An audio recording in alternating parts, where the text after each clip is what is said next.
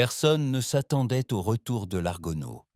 Il avait disparu 53 ans plus tôt, au cœur des étendues inexplorées, au-delà de la nébuleuse du Voile.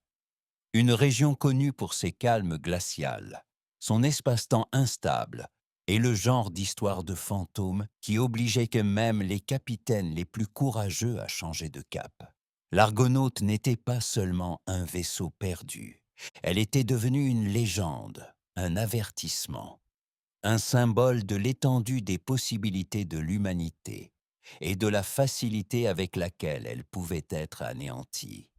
Alors, lorsque la balise de détresse commença à émettre des impulsions depuis le secteur 9 Gamma, le commandement crut à une plaisanterie, un piège à pirates peut-être, un écho venu d'une autre époque, au pire. Mais ils envoyèrent tout de même un vaisseau éclaireur, le Lancer, pour enquêter. Ce n'est que lorsque le commandant Darrow posa le pied sur la passerelle délabrée de l'Argonaut, scrutant du regard le familier emblème rouge-rouille de la Fédération terrienne, que la réalité le frappa de plein fouet. Elle était réelle et intacte. Le vaisseau semblait n'avoir pas pris une ride. Sa coque scintillait d'étranges motifs énergétiques, des alliages inconnus tissés comme des fibres musculaires à travers la vieille coque en titane. Son arsenal d'armes avait évolué en quelque chose de méconnaissable, élégant, organique, respirant avec aisance. Et lorsqu'ils ouvrirent le sas, s'attendant à des corps, des ossements, peut-être le silence, ils découvrirent pire. Ils trouvèrent l'équipage, vivant, figé dans le temps, ni mort, ni vieillissant, juste suspendu. Leur peau brillait d'un bleu pâle sous les lumières vacillantes du vaisseau. Leurs yeux tressautaient par moments, comme pris dans un long rêve en boucle. Darrow envoya un ordre par radio. Personne ne répondit. Quelque chose brouillait le signal à chaque fois qu'il s'éloignait de plus de quelques kilomètres de l'Argonaute. Quelque chose que transportait le vaisseau, quelque chose d'anormal. Ils l'ont remorqué en orbite au-dessus de la base lunaire. C'était la deuxième erreur. La première était de la pénétrer. Dr. Kyle Wren fut le premier scientifique chargé d'étudier l'Argonaut. Il était jeune, brillant, motivé et suffisamment arrogant pour croire qu'il pouvait surpasser un vaisseau spatial disparu avant sa naissance. Son premier rapport était prudent. Des matériaux inconnus étaient présents à Hull. Certains contenaient des isotopes absents du tableau périodique. Les champs énergétiques résonnaient en dehors des bandes de fréquence normales. Possible intrication quantique d'origine spatiale. Ça ressemblait à du jargon technique standard, jusqu'à ce qu'il ajoute: je crois que ce vaisseau a été modifié par une intelligence non humaine. C'est là que les choses sont devenues sérieuses. En 48 heures, la base Luna grouillait d'agents de la Black Badge, des services de renseignement de la Fédération, d'équipes scientifiques du secteur profond et même de la division de l'ombre du Haut Chancelier, ce sans nom, sans grade, et aux yeux argentés et froids qui ne clignaient pas assez.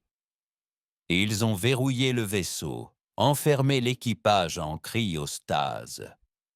Et il classa tout. Mais Kyle, il ne pouvait pas s'en passer. Une nuit, il se glissa entre les gardes et pénétra dans le ventre de l'Argonaut. Le vaisseau le laissa entrer. Des portes, résistantes aux soudeurs militaires, s'ouvrirent à son contact. Des lumières vacillèrent comme si le vaisseau se souvenait de lui. Dans la chambre centrale, un endroit qui ne figurait sur aucun plan, il le trouva. Le noyau, ce n'était pas une technologie terrestre, Il n'avait même pas été construit. Il avait grandi. Un orbe noir palpitant de la taille d'un cœur humain, bourdonnant de puissance, entouré d'une écriture extraterrestre qui se gravait dans ses yeux lorsqu'il le fixait trop longtemps. Et puis, il parla, pas en mots, en pensées, en sentiments. Il lui montra une guerre, bien au-delà des frontières de l'humanité. Une espèce comme on n'en avait jamais vu, ancien, vaste et terrifié par ce que les humains pourraient devenir. Il lui montra comment ils avaient tenté d'anéantir l'Argonaut en l'arrachant au temps, comment ils avaient échoué, comment le vaisseau s'était adapté, évolué, adapté, évolué, absorbé la technologie d'un futur oublié. Et maintenant, il était de retour. Le message était clair. L'humanité doit se préparer. Ils vous connaissent maintenant, et ils arrivent. Kyle s'éloigna du noyau en titubant, le souffle court, l'esprit vacillant. Sa vision était brouillée par des scintillements, des vaisseaux extraterrestres en forme de lames et de tempêtes, des étoiles brûlantes s'effondrant dans des tunnels sombres, des cris qu'il n'entendait pas, mais qu'il ressentait pourtant. Le noyau pulsait doucement devant lui, comme s'il venait d'expirer. Un murmure de vérité désinvolte avait déjà ouvert grand son monde.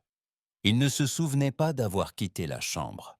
Un instant, il fixait la chose, clignant des yeux pour chasser l'impossible.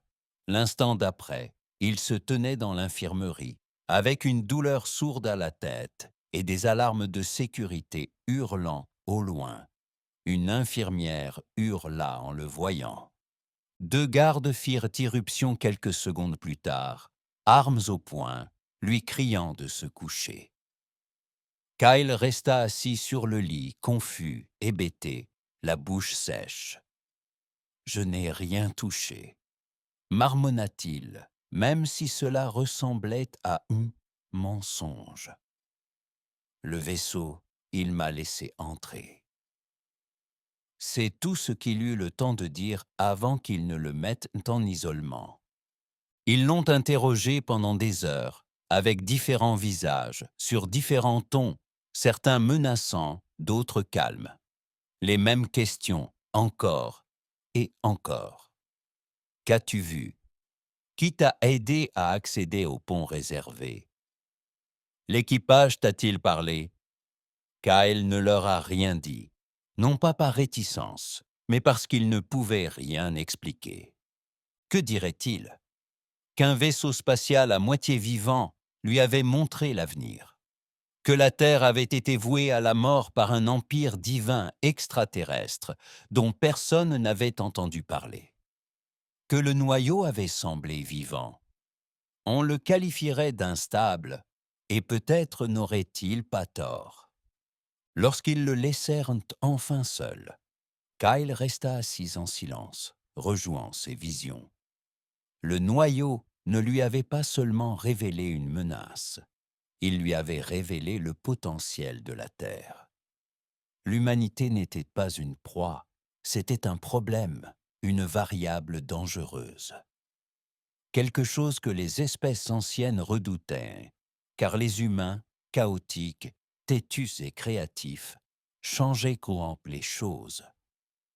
Ils transgressaient les règles, déformaient le temps, créaient des outils et des armes qui rendaient l'impossible possible. Et l'Argonaute, le vaisseau en était la preuve.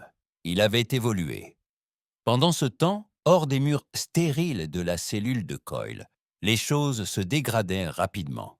Le cœur se transformait. Les caméras de sécurité du pont Theta commencèrent à bugger. Les lumières s'éteignirent. Les portes se fermèrent d'elles-mêmes au hasard. 2 ingénieurs furent portés disparus lors d'une inspection de routine. Et le plus étrange, c'est qu'un des membres d'équipage gelé de l'Argonaut ouvrit les yeux pendant 6 secondes avant de retomber en stase. Personne ne pouvait l'expliquer. Le commandement tenta de le taire, mais des murmures se répandirent dans la base lunaire comme une traînée de poudre. Des soldats parlèrent d'entendre des voix dans les couloirs du vaisseau. Des scientifiques rapportèrent d'étranges variations gravitationnelles dans certaines pièces. Certains jurèrent avoir vu les murs respirer. Pire encore, certains se mirent à rêver des mêmes choses que Kyle avait vues: la guerre, les envahisseurs, la destruction des planètes. Un homme s'arracha les yeux dans un couloir, sanglotant qu'il ne voulait plus revoir la fin. La base fut verrouillée. Kyle, toujours enfermé, dormait à peine. Le noyau l'appelait chaque nuit, parfois doucement, parfois comme un rugissement dans sa poitrine. Ce n'était pas malveillant, ce n'était même pas en colère. C'était effrayé, et c'était lui qui l'avait choisi. La troisième nuit, Kyle se réveilla au son d'une douce vibration sous son lit. Les murs brillaient d'une faible lueur bleutée. Une voix, pas tout à fait humaine, résonna dans sa tête. « Tu es le pont. Le temps s'effondre. Nous devons commencer. » Il se leva, les mains tremblantes. La porte verrouillée de sa cellule s'ouvrit dans un sifflement. Pas d'alarme, pas de garde. Le couloir était vide, sombre, silencieux. Le vaisseau était venu le chercher. Kyle sortit de la cellule pieds nus, le sol froid contre sa peau. Des lumières clignotaient au-dessus de lui, pulsantes au rythme de son propre cœur. Aucune caméra ne le suivait. Aucun système automatisé ne lançait d'avertissement. L'installation était devenue étrangement immobile, comme si la base lunaire elle-même retenait son souffle. Il ne savait pas où il marchait. Il savait juste où aller. Le chemin le mena à travers des tunnels de maintenance et des sous-salles oubliées sous la base, des zones dont la plupart des membres du personnel ignoraient l'existence. Il ne fallut pas longtemps avant qu'il ne se retrouve dans la baie d'amarrage principale, face à face avec l'Argonaute. Il se dressait comme une bête endormie. Kyle posa la main sur la coque extérieure. Le métal était chaud, vivant. Un panneau s'ouvrit sous sa paume, révélant une étroite entrée jamais utilisée par aucun équipage auparavant. Pas de lumière, pas de signalisation, juste une invitation. Il grimpa à l'intérieur. Le couloir lui semblait désormais étranger. Des fibres organiques s'étiraient le long des murs, vibrant d'énergie. L'architecture familière de la Fédération avait été remplacée par quelque chose de bien plus ancien. Kyle traversa un lieu mi-vaisseau, mi-être. L'air vibrait d'électricité statique et d'une odeur d'ozone. Il le sentait l'observer, sans jugement, sans hostilité, mais avec curiosité, sympathie et attente. Cela le ramena à la chambre centrale. L'orbe était plus grand maintenant. Sa surface noire miroitait de motifs changeants comme de l'huile sur l'eau. L'écriture sur les murs ne lui faisait plus mal aux yeux. Elle l'accueillait, l'invitait à la compréhension. Il s'approcha et le noyau réagit, se soulevant légèrement de son berceau et émettant un bourdonnement si bas qu'il ressentit comme un coup de tonnerre dans ses os. Puis tout autour de lui disparut. Il se tenait sur un champ de bataille, pas métaphorique, réel. Des milliers de kilomètres de terre brûlée s'étendaient autour de lui, sous un ciel enflammé. Deux forces s'affrontaient au-dessus d'eux, l'une froide et anguleuse, comme des éclats de verre taillés en vaisseaux. L'autre, chaotique, biologique, en perpétuelle mutation. Aucun des deux camps n'avait l'air humain, mais au milieu de tout cela, Kyle les voyait. Des êtres humains brisés, ensanglantés, mais toujours en train de se battre. Leurs armes râpeuses, leurs armures endommagées, leurs yeux brûlants de ce refus si humain de mourir en silence. Ils étaient en infériorité numérique, et pourtant victorieux. Il vit un homme abattre un mastodonte avec rien d'autre qu'une foreuse minière modifiée. Il vit une femme détourner un drone extraterrestre et en plein vol, et le faire s'écraser sur un cuirassé dans un éclat de rire. Il vit un enfant d'à peine 12 ans, maniant une technologie inexistante, ouvrant une faille dans l'espace-temps, avec rien d'autre qu'une pensée et un gant volé. Les envahisseurs, froids, parfaits, anciens, avaient peur, car l'humanité n'était pas censée survivre, et encore moins s'adapter. Sa vision changea. Il vit la Terre, une terre du futur, à moitié consumée par les machines, et la guerre, à moitié imprégnée de technologies hybrides, extraterrestres, humaines, impossibles. Des villes flottaient, des océans étaient militarisés. La planète était devenue quelque chose de nouveau, de dangereux, et au cœur de tout cela, l'Argonaut orbitant silencieusement comme une graine de ce qui allait arriver. Kyle tomba à genoux à la fin de la vision, haletant. Le noyau pulsa de nouveau devant lui, plus doucement. Il comprit. L'Argonaut n'avait pas seulement été modifié par l'ennemi, il avait absorbé la guerre. Le temps ne s'était pas écoulé de la même manière pour lui. Pendant que la Terre attendait 53 ans, le vaisseau avait traversé des siècles de conflits futurs. Il avait vu l'humanité s'élever, s'effondrer, puis s'élever à nouveau. C'était devenu un vaisseau non pas de métal mais de connaissance, un arc plié par le temps.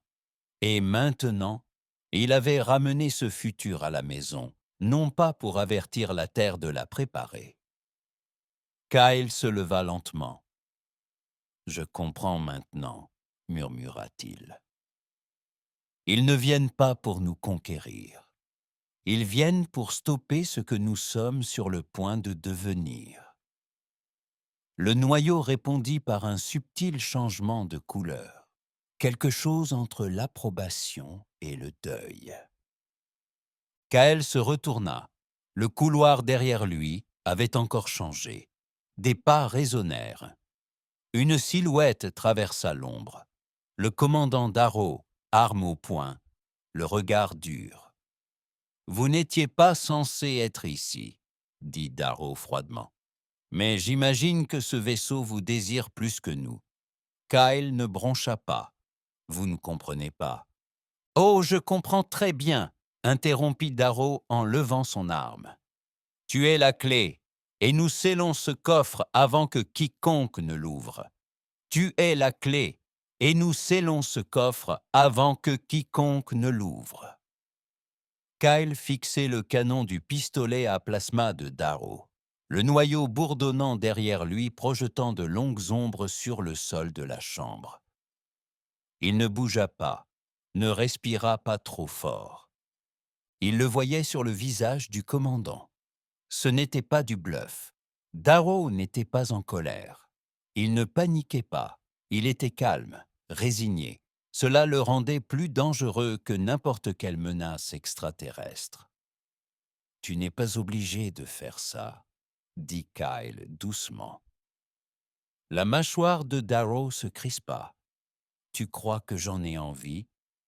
J'ai lu les journaux de bord. J'ai vu les rapports d'équipage. Tu sais ce qui va arriver. Tu sais vraiment ce qu'est cette chose derrière toi. Tu t'en fiches. » Kyle s'avança lentement. « Je m'en fiche. C'est pour ça que je suis là.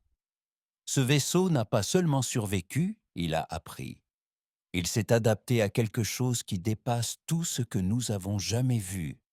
Et maintenant, Il essaie de nous donner la même chance. Darrow n'a pas baissé son arme. Ouais. Une chance de quoi, reine? De devenir des monstres? Tu as vu ce que la Terre devient. Ce n'était pas le salut, c'était l'extinction sous armure. Ils ne s'en prendront pas seulement à nous, ils rayeront l'espèce entière de la carte pour s'assurer que cela ne se reproduise plus. Tu crois qu'on mérite de gagner juste parce qu'on est intelligent? Numéro. Il secoua la tête, la voix crispée. Ce vaisseau est une arme chargée pointée sur la galaxie. Kyle sentit le cœur pulser derrière lui, comme pour répondre à la peur de Darrow. Alors peut-être serait-il temps que quelqu'un enseigne à la galaxie que l'humanité ne disparaît pas simplement parce qu'elle est dangereuse. Le coup de feu retentit avant que Kyle puisse terminer sa phrase, mais il ne l'atteignit pas. L'éclair de plasma se figea en plein vol, vacillant comme une étincelle en cage. Il plana entre eux l'espace d'un instant, puis se déforma en particules de lumière bleue. Darrow le fixa, les yeux écarquillés. Le noyau avait arrêté le tir. Kyle cligna des yeux. Il ne s'était même pas retourné. Il n'en avait pas besoin. Le noyau le protégeait maintenant, le choisissait. Darrow recula d'un pas, sa voix tremblante. « Non, non, non, non, c'est mal, tu ne sais même pas à quoi tu fais face. » Kyle le regarda droit dans les yeux. « Moi, je le sais, maintenant. » Sur ces mots, le noyau pulsa de nouveau et tout changea. Le vaisseau se déplaça violemment. Le sol sous eux trembla, gémit, se métamorphosa. La chambre se fendit en couches fractales, révélant des conduits de lumière et des données ruisselant comme des rivières. Les parois se déchirèrent en cristal transparent, laissant apparaître la base Luna au-dessus. Le chaos se déployait, lumière clignotante, sirènes hurlantes. Des dizaines de personnes avaient perdu connaissance à travers la station. Certaines hurlaient, d'autres pleuraient, d'autres fixaient simplement le vide. Le vaisseau les atteignait. Le noyau n'était plus confiné. Le savoir qu'il transportait se répandait dans la base comme un virus, et il choisissait des esprits auxquels il pouvait communiquer, non par le langage, mais par l'instinct, l'imagination, la vision. Kyle le sentait, l'humanité se libérait. Il se tourna vers Darrow, qui se tenait la tête, s'agenouillant tandis que l'influence du noyau s'abattait sur lui comme une vague. « Il ne cherche pas à nous contrôler, » dit Kyle presque doucement. « Il nous montre de quoi nous sommes capables. L'avenir est déjà là. Soit nous sommes prêts, soit nous sommes écrasés. » Ah! Darrow leva les yeux vers lui, les yeux injectés de sang, la mâchoire serrée. « Ils viendront, » grogna-t-il. « Tu crois avoir vu la guerre? Tu n'as rien vu. Ceux qui ont fait ça aux Argonautes, ils ont anéanti des civilisations entières. Tu crois que les humains leur font peur maintenant? Attends qu'ils voient ce que tu as lâché. » Kyle hocha lentement la tête. « J'espère qu'ils le verront. » À l'extérieur, en orbite autour de la Lune, des satellites de défense s'allumèrent et, sans provocation, déclenchés par un signal indétectable. À l'intérieur de la station, les chambres cryogéniques qui contenaient l'équipage des Argonautes commencèrent à dégeler une à une. Kyle vit tout cela par éclairs. Les ingénieurs se réveillant en plein cri, le pilote perçant le verre de stase, confus, les yeux du capitaine étincelant de la même lueur extraterrestre que le noyau lui-même. Ils n'étaient plus tout à fait humains, mais pas extraterrestres non plus. Ils étaient nouveaux, évolués. Le corps de Kyle vibrait de chaleur, de lumière, d'une connaissance qui affluait en lui si vite qu'il était incompréhensible. Mais il savait au moins ceci: il n'était plus seul, et la Terre n'était plus un petit monde aveugle au fond de la galaxie. L'Argonaute était revenu non pas comme un fantôme, mais comme un signe avant-coureur. Kyle trébucha dans les couloirs mouvants de l'Argonaut, la lueur du noyau encore gravée dans sa peau. Ses doigts brûlaient d'une énergie invisible. Son esprit s'emballait, parcouru de visions fragmentées de chronologie qui n'avaient pas encore eu lieu. Au plus profond de lui, quelque chose avait changé, quelque chose de permanent. Le vaisseau avait fait plus que partager des connaissances. Il l'avait réécrit. Derrière lui, Darrow était toujours affalé contre le mur, respirant bruyamment. Sa résistance se transforma en silence. Quoique le noyau lui ait révélé, il avait brisé sa volonté de faire, le laissant vidé et effrayé. Kyle n'attendit pas qu'il se rétablisse. À l'extérieur du vaisseau, la base Luna était en pleine ébullition. Les alarmes étaient passées d'une alerte localisée à une alerte générale. Des stroboscopes rouges éclairaient chaque couloir. Le personnel de sécurité se précipita vers la baie d'amarrage, tandis que d'autres s'effondraient en plein vol, terrassés par la même surcharge mentale qui avait submergé la moitié de la station. Le cœur de l'IA de la base s'était éteint, remplacé par un bourdonnement sourd et rythmique, résonnant dans chaque haut-parleur comme une pulsation, un battement de cœur. L'Argonaut s'était synchronisé avec la station et le commandement terrestre l'avait remarqué. La première frappe eut lieu 1 heure plus tard. Une plateforme de défense orbitale classifiée, nom de code Thornvale, lança un barrage d'ogives cinétiques directement sur la base lunaire. Sans avertissement, sans diplomatie, juste le silence. Et puis des missiles. Il décida que ce qui se passait sur la base lunaire était une menace trop dangereuse pour être contenue. Mieux valait évaporer le problème que le comprendre. Mais les missiles n'atterrirent jamais. Ils s'immobilisèrent en plein milieu de l'espace. Kyle, observant depuis la plateforme d'observation du vaisseau, les vit immobilisés, figés comme des insectes piégés dans l'ambre. La lueur du noyau avait désormais atteint bien au-delà de la station, s'accrochant à tout ce qui était mécanique, numérique. Elle déformait la physique, falsifiait la logique. Les ogives flottaient, puis inversaient leur trajectoire, lentement, élégamment, avant de se désassembler atome par atome dans un scintillement synchronisé. La Fédération venait de tirer son premier coup, et l'Argonaut l'avait balayé nonchalamment. En bas, dans l'aile de stase, l'équipage décongelé était enfin pleinement réveillé. Mais ils n'étaient ni désemparés ni choqués. Ils attendaient. Le capitaine Rhine s'avança, un homme grand et maigre, aux cheveux argentés et aux yeux qui brillaient faiblement dans la pénombre.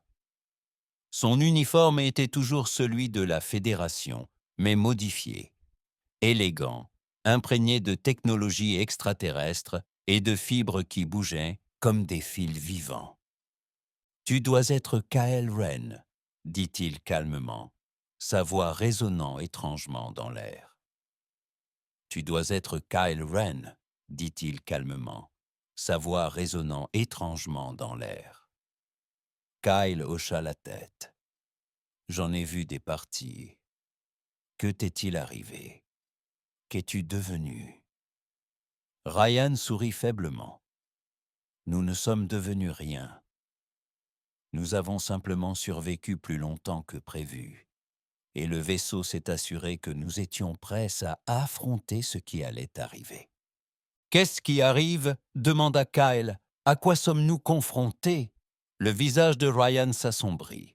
On les appelle l'ascendance Velari. Vous n'en avez jamais entendu parler, car ils ne laissent aucun survivant. Lorsqu'ils ont appris que les humains avaient fait découvert le repliement subspatial, lorsque nous avons courbé le temps pour traverser la galaxie, ils ont paniqué. Nous étions le chaos imprévisible. Galaxie, ils ont paniqué. Nous étions le chaos imprévisible. Nous avons enfreint les règles qui maintenaient leur contrôle intact pendant 10 000 ans. Kyle déglutit difficilement et ils ont essayé de t'effacer. Rain hocha la tête. Ils ont entraîné l'Argonaut dans une guerre qui ne nous avait pas encore atteint. Nous ont donné une place de choix pour l'avenir de l'humanité et son extinction. Mais le vaisseau a pris elle. Elle se souvenait. Et elle nous a ramenés, non pour survivre, mais pour gagner. De retour sur Terre, le haut chancelier a décrété un blackout. Aucune communication publique. Aucune déclaration aux médias. Aucun signe que la base Luna était devenue silencieuse. Mais au sein du haut commandement de la Fédération, la panique régnait. 3 autres vaisseaux avaient été tentés d'approcher l'Argonaut. Tous furent déviés en plein vol, non pas par une technologie terrestre, mais par quelque chose de bien plus ancien, désormais ancré dans les systèmes de l'Argonaut. Un ancien mécanisme de défense réveillé par la peur. Le vaisseau était devenu souverain, et la Terre n'était plus maîtresse de son avenir. Kyle observa Ryan et le reste de l'équipage se synchroniser à nouveau avec le noyau. Leurs esprits se connectaient sans effort, leurs mouvements coordonnés sans parole. Ils se préparaient à quelque chose. Des systèmes de charge que Kyle ne reconnaissait pas. Des protocoles d'éveil enfouis dans un code extraterrestre. Il se tourna vers Ryan. « Quel est le plan? Tu as dit que les Velari arrivaient. Quand? » Rain jeta un coup d'œil au vide à l'extérieur du viseur. Ils sont déjà là. Le cœur de Kyle fit un bond. Ryan appuya sur un panneau de contrôle, faisant apparaître une projection du système solaire. Au-delà de Pluton, juste hors de portée des capteurs de la Fédération, l'espace ondulait de manière anormale, comme un tissu qui se déchire. Des dizaines de points apparurent et disparurent, éclairs de vaisseaux, d'armes, de mondes transformés en armes. Les Velari n'envoyaient pas d'éclaireurs, mais une flotte d'extinction, et ils étaient à plusieurs jours de là. Ryan regarda Kyle. « Tu n'es plus seulement un témoin, tu es un porteur, le noyau t'a choisi. Ton esprit est le pont entre l'évolution humaine et la survie. Tu n'as plus le choix. » Kyle fixait le vide noir des étoiles. Et pour la première fois, il ne se sentait plus comme un scientifique. Il se sentait comme une arme. Kyle ne dormait pas. Dormir était devenu un luxe à une époque où la galaxie avait encore du sens. Il se tenait sur le pont de commandement de l'Argonaute, observant à travers les parois translucides la flotte grandissante qui se rassemblait derrière l'orbite de Luna. La Terre n'avait pas accepté le retour du vaisseau comme un miracle. Elle l'avait perçu comme une contamination, une menace à contrôler. Des dizaines de vaisseaux de guerre de la Fédération formaient désormais une formation serrée, braquée sur l'Argonaute, comme s'ils fixaient un animal sauvage. Et derrière eux, bien au-delà de ce que les capteurs terrestres pouvaient détecter, Le véritable ennemi était presque là. Ryan s'approcha de lui, silencieux. « Il croit encore pouvoir nous arrêter, » dit Kael d'une voix douce. La bouche de Rin se contracta, presque un sourire. Ils ont peur de leur propre espèce depuis la première fois où quelqu'un a allumé du feu et l'a utilisé pour autre chose que de la chaleur. Ils ont bâti la Fédération pour maintenir l'ordre, mais leur seul objectif était de nous contenir. Kyle expira en se passant la main sur le visage. Ils vont tirer à nouveau. Ils n'en auront pas l'occasion, répondit Ryan calmement. Ils sont trop lents. Dans la chambre centrale, l'équipage avait terminé d'intégrer la séquence finale. L'Argonaute ne ressemblait plus du tout à un vaisseau terrestre. Ses parois s'étaient déplacées, organiques et lisses, telles des veines enroulées autour d'un squelette de lumière. L'air lui-même semblait différent, plus épais, bourdonnant. Kyle le sentait désormais jusque dans ses os. Il n'était pas seulement connecté, il changeait. Le noyau avait réécrit des parties de sa carte neuronale. Il pouvait percevoir les champs électromagnétiques, prédire les mouvements, entendre les pensées si elles étaient suffisamment proches. Et quelque part, sous tout cela, un nouvel instinct avait pris racine. La capacité de manipuler la technologie, de faire réagir les machines comme des animaux à une voix. Et il n'était pas le seul. À travers la base, d'autres scientifiques, ceux qui avaient été exposés aux impulsions du noyau, signalaient des symptômes similaires. Pas une intégration complète comme Coil, mais suffisante pour brouiller la frontière entre l'humain et la nouveauté. L'Argonaute les avait semés. Il créait une armée, silencieusement, patiemment. À César, le commandement terrestre donna l'ordre. Il ne fut pas diffusé, mais l'Argonaut l'entendit quand même.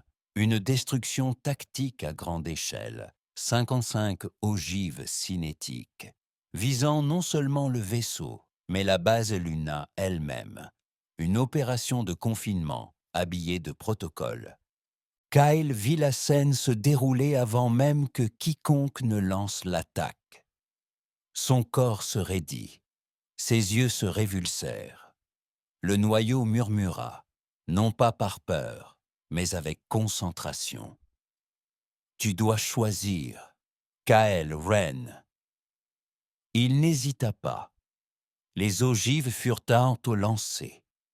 En quelques secondes, le noyau pulsa une fois, une seule fois, et la réalité se déforma. Le temps ralentit. Les armes dérivèrent dans l'espace comme des feuilles mortes. Puis, sans impact, sans bruit, ils se désintégrèrent, ni explosés, ni interceptés. Ils furent détruits, poussière, mémoire, rien.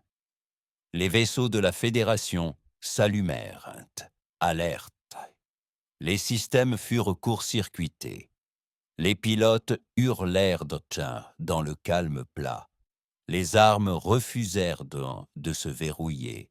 Les moteurs perdirent de la puissance. La gravité se déforma latéralement pendant 3 secondes, assez longtemps pour que chaque soldat observant sente quelque chose d'anormal.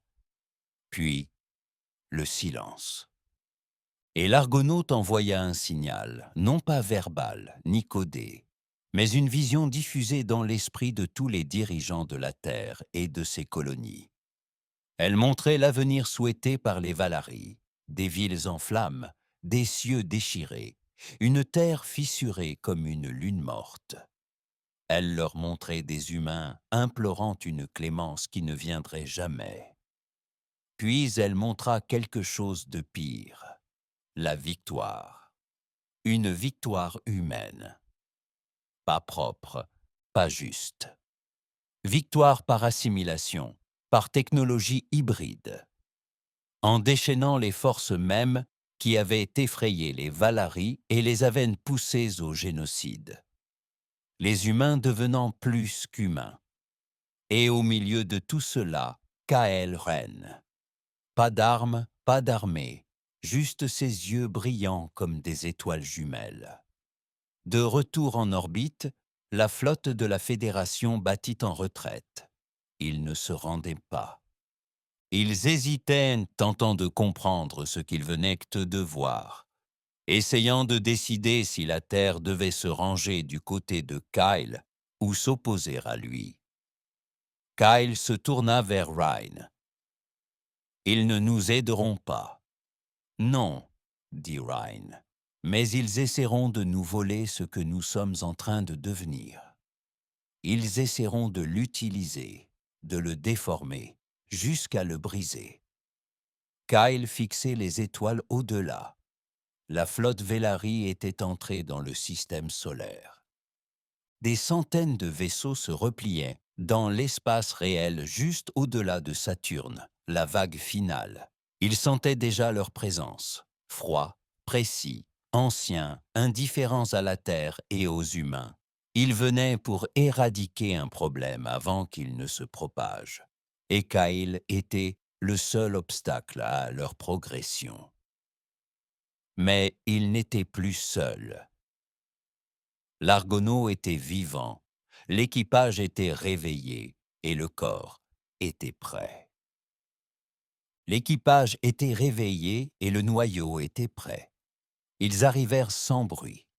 La flotte Valari se déploya sur l'orbite de Saturne, telles des ailes noires s'étendant dans le vide. Leurs vaisseaux n'étaient pas construits. Ils étaient adultes. D'imposantes constructions biomécaniques sans moteur visible, sans signature thermique, sans transmission.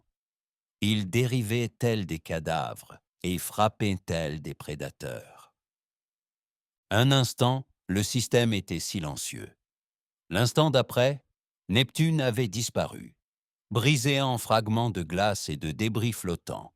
Pas un coup de semonce. Un message. La Fédération dépêcha tous les vaisseaux possibles, mais ils étaient dispersés, désordonnés et obsolètes. Leurs meilleurs vaisseaux étaient conçus pour la suppression orbitale et le maintien de l'ordre colonial, et non pour une guerre apocalyptique. Kyle se tenait sur la passerelle de l'Argonaut, observant tout cela depuis l'esprit du vaisseau.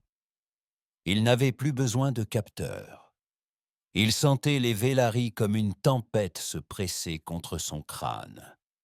Froid, clinique, ancien d'une manière qui défiait le temps. Ils n'étaient pas là pour conquérir. Ils étaient là pour purifier. La Fédération lança un dernier message désespéré. À l'Argonaut, à Kael'Vren. Nous ne vous soutenons pas, nous ne nous opposons pas à vous. Faites ce qui doit être fait, mais n'apportez pas ce qu'est cette guerre sur Terre. C'était le cri d'un lâche.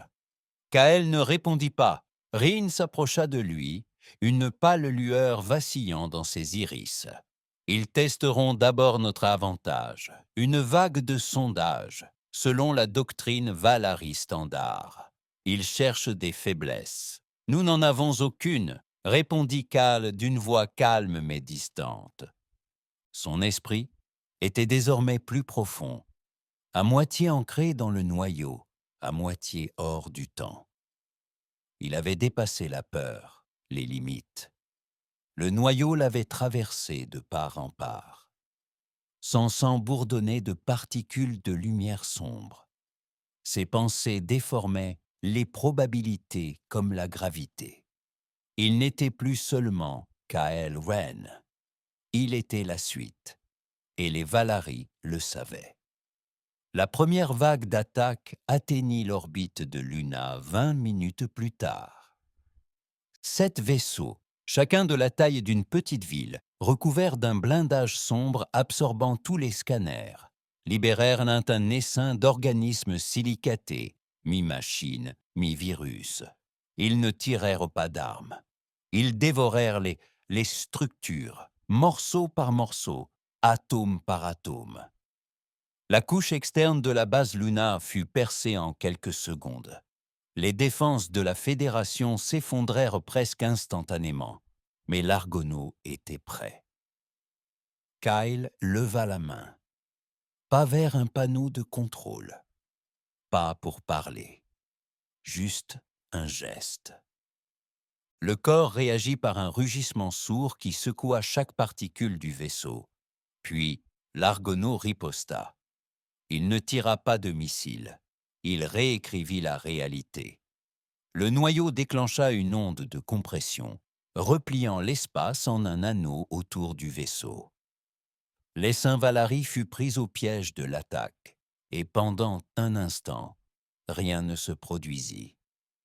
Enfermés dans un intervalle de temps saccadé, puis ils se brisèrent là, sans exploser. Ils se fragmentèrent selon des lignes de probabilité, se désassemblant qu'en fragments de lumière et de données, comme si leur existence même avait été niée. Kyle ne s'arrêta pas là. D'une pensée, il se connecta à la base Luna, attirant ceux qui avaient été semés, ceux dont l'esprit avait commencé à changer, à grandir comme le sien. Scientifiques, techniciens et même quelques soldats. Ils ont réagi immédiatement, coulant avec le navire. Certains ont cédé sous la pression, d'autres se sont relevés, formant une nouvelle génération d'humains. Une nouvelle génération d'humains. Kyle leur adressa à tous une même pensée. Ils pensent que nous sommes le virus. Faisons en sorte qu'ils aient raison. La deuxième vague de Velari est arrivée plus vite. Cette fois, ils ne sondèrent pas. Ils attaquèrent. 50 vaisseaux descendirent de l'ombre de Saturne, leurs armes rayonnant d'entropie pure. Ils déchaînèrent des rayons de distorsion qui réduisirent la matière en bruit. Des lunes entières furent retournées. Des croiseurs de la Fédération s'évaporèrent en un clin d'œil. Mais l'Argonaut ne broncha pas. Kyle n'était plus à l'intérieur. Il était lui. Il se déplaçait comme la pensée. Le vaisseau se courbait autour de lui, comme une armure. Ses systèmes obéissaient à sa volonté. Le noyau ne le guidait plus, il l'écoutait. Et Kyle fit la seule chose que les Velari ne pouvaient trouver comprendre. Il s'adapta en temps réel. Il ouvrit une poche d'espace effondrée derrière l'un des vaisseaux Velari, le faisant disparaître. Il déchaîna ses propres constructions biomécaniques, jamais vues auparavant, formées à partir de la pensée brute et de la mémoire illimitée du noyau. Il réécrivit la physique et la flotte Valari vacilla. Ils n'étaient pas habitués à la résistance. Ils n'étaient pas habitués à la peur. Ils vacillèrent. Ils n'étaient pas habitués à la résistance. Ils n'étaient pas habitués à la peur. Mais maintenant, pour la première fois depuis des éons, ils hésitaient. Un vaisseau Velari rompit les rangs. Il ne tira pas. Il parla. Pas avec des sons, pas avec des mots, mais avec une vague d'émotions si vive qu'elle faillit briser l'esprit de Kyle. Un message unique, enfoui dans le chagrin, la fureur et l'effroi. Tu n'étais pas destiné à survivre. Tu ne fais pas partie de la conception. Kyle répondit d'un ton froid et définitif.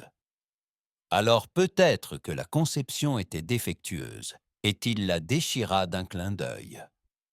La guerre avait commencé, mais pour la première fois depuis 100 000 ans, les Valari ne combattaient pas seulement le chaos. Ils combattaient l'humanité. Et cette fois-ci, l'humanité avait appris à se battre comme eux. Les Valari ne reculèrent pas. Ils ne le pouvaient pas.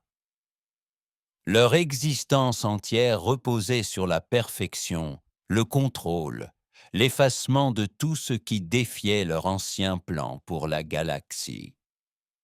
L'humanité n'était pas seulement une menace, c'était une insulte, un bug à corriger. Mais Kael n'était pas un bug, il était la solution. L'Argonaute filait à travers le champ de bataille, à taille telle une lance vivante d'ombre et de lumière. Sa coque scintillait d'énergie adaptative, déviant les rayons d'entropie et défaisant les constructions Vélari avec une précision chirurgicale.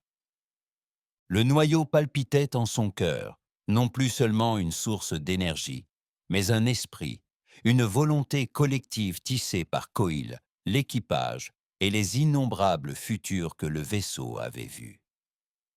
Le système solaire brûlait. Les anneaux de Saturne se brisèrent en nuages de débris scintillants. La surface de Titan bouillonnait sous l'effet d'ondes de distorsion parasites. Le ciel terrestre brillait d'une faible lueur rouge, tandis que les boucliers atmosphériques se tendaient contre les conséquences d'une guerre que l'humanité n'était pas prête à appréhender. La flotte de la Fédération, le peu qui restait en retrait, observant dans un silence stupéfait. Ils étaient réduits à l'état de spectateurs de leur propre survie. Kyle s'en fichait. Sa conscience s'étendait sur le champ de bataille, un réseau d'instincts et de calculs. Il voyait chaque vaisseau velaire, chaque manœuvre, chaque lueur de leur esprit froid et ordonné. Ils étaient rapides, précis, mais ils étaient prévisibles. Et les humains étaient tout sauf prévisibles. D'une pensée, Kyle déchaîna une cascade de constructions hybrides, des créatures nées de la mémoire du noyau et de sa propre imagination. Ce n'étaient ni des drones, ni des armes. C'étaient des idées incarnées, des essaims de créatures fractales qui réécrivaient leur propre code en plein vol, s'adaptant plus vite que les Valaris ne pouvaient les contrer. Ils déchirèrent la flotte ennemie comme une peste, s'enfonçant dans les coques biomécaniques et les réduisant en cendres de l'intérieur. Les Velaris répondirent avec une puissance brute. Un vaisseau amiral, plus grand que la Lune elle-même, déploya son arme principale, une lance à singularité, un rayon d'espace-temps effondré, capable d'effacer des planètes entières. Il visa directement l'Argonaut. Kael le sentit venir avant même de tirer. Le temps ralentit. Le noyau murmura, non pas avec des mots, mais dans un flot de possibilités. Il pouvait esquiver, il pouvait contrer, il pouvait rediriger l'énergie, ou il pouvait mettre fin à tout cela. Kael choisit. Il ne déplaça pas l'Argonaute. Il se déplaça lui-même. Son corps se dissolvait en lumière, en données, en l'essence brute du pouvoir du noyau. Il devint le vaisseau, le champ de bataille, la guerre elle-même. Sa conscience s'étendit à travers le système solaire, un fil brûlant de défis. La lance de singularité tira, et Cal l'arrêta, non par la technologie, non par la force, mais par la volonté. Il maintint le rayon en place, son cœur noir hurlant sous sa prise. Le vaisseau amiral Valari frémit, ses systèmes surchargés, alors qu'il tentait de passer. Kael sentit leur confusion, leur panique, leur arrogance ancestrale se briser comme du verre. « Vous vouliez nous anéantir », dit-il, sa voix résonnant dans chaque esprit Valari, chaque âme humaine, chaque fragment du champ de bataille. « Mais nous ne sommes pas votre erreur, nous sommes votre avenir. » D'un dernier coup, il retourna la lance sur sa source. Le vaisseau amiral n'explosa pas. il s'immobilisa. Une implosion silencieuse l'engloutit, ne laissant derrière elle qu'une ondulation dans l'espace et une flotte Valarie sidérée. Le vent tourna.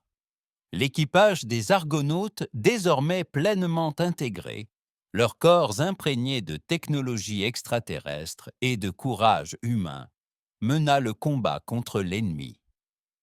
Ryan mena un abordage sur un cuirassé Valarie, perçant ses défenses avec des armes qui se transformaient en une frappe. Les scientifiques de la base Luna déclenchèrent des dispositifs improvisés, manipulant la gravité et le temps pour piéger les vaisseaux Velari dans des boucles impossibles à échapper. Sous les yeux de la Terre, les dirigeants de la Fédération, cachés dans des bunkers, voyaient l'impossible. Un seul vaisseau, une poignée d'humains et un homme qui n'était plus tout à fait humain, retenant un Armageddon. Mais la victoire ne fut pas sans heurts. L'Argonaute était blessé. Sa coque saignait, ses systèmes s'effilochaient sous la pression d'une guerre qu'il n'était pas censé mener seul. L'équipage vacillait. Certains s'étaient épuisés suite à l'intégration du corps, leurs esprits incapables de supporter le poids des siècles réduits en quelques secondes. Et Kyle. Kyle s'éteignait. Il le sentait. Le noyau lui avait tout donné. Puissance, savoir, but. Mais il le brûlait. Son humanité était une flamme vacillante, consumée par la force divine qu'il était devenu. Il lui restait une dernière option. La flotte Valarie étant en déroute, Kael se concentra sur son cœur, sur le vaisseau, sur l'avenir qu'il portait. « Reine !» dit-il d'une voix chuchotée à travers le réseau du vaisseau. « Tu sais ce qui va suivre. » Esiki Humiki. Rein ensanglanté et à moitié brisé, acquiesça depuis les ruines du Dreadnought. Nous le porterons, nous leur enseignerons. Kyle sourit, même si personne ne le voyait. Il plongea une dernière fois dans le noyau et y donna tout, ses souvenirs, ses peurs, son espoir, son humanité. Le noyau absorba tout, le transformant en un signal, un phare qui porterait la vérité de l'Argonaute aux quatre coins de la galaxie. Un message pour l'humanité, non seulement pour survivre, mais aussi pour évoluer, pour devenir ce que les Valarie n'auraient jamais pu prédire. L'Argonaute brilla plus fort qu'une étoile. Les vaisseaux Velari restants se figèrent, puis s'enfuirent, se repliant dans le vide, leur détermination s'effondrant. Et Kael Vren avait disparu. Lorsque la lumière s'éteignit, l'Argonaute resta silencieux en orbite autour de Luna. La guerre était finie. Les Velari avaient disparu. Pour l'instant.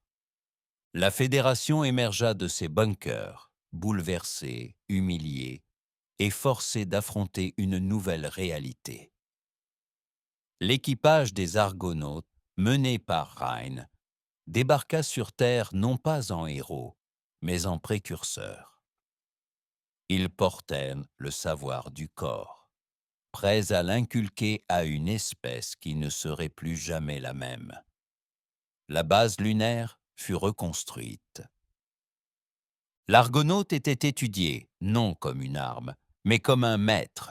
Et à travers les colonies, la rumeur se répandit d'un homme devenu un mythe, un scientifique qui avait affronté les dieux et réécrit les étoiles. On l'appelait le premier, non pas parce qu'il était le plus fort, mais parce qu'il était l'étincelle. Les Valarie reviendraient un jour. Tout le monde le savait. Mais lorsqu'il reviendrait, l'humanité ne se contenterait pas de se battre. cela brûlerait plus fort qu'il n'aurait même pu l'imaginer. Épilogue. Des années plus tard, une enfant, sur une planète colonie lointaine, trouva un fragment de métal extraterrestre enfoui dans le sol. Il bourdonnait faiblement, luisant d'un bleu intense sous son toucher. Elle ignorait ce que c'était, mais en le tenant, elle rêva. Elle rêvait d'un navire qui naviguait à travers le temps, d'une guerre qui n'était pas la fin mais le début, et d'une voix, douce et certaine, qui murmurait « Tu es suffisant ».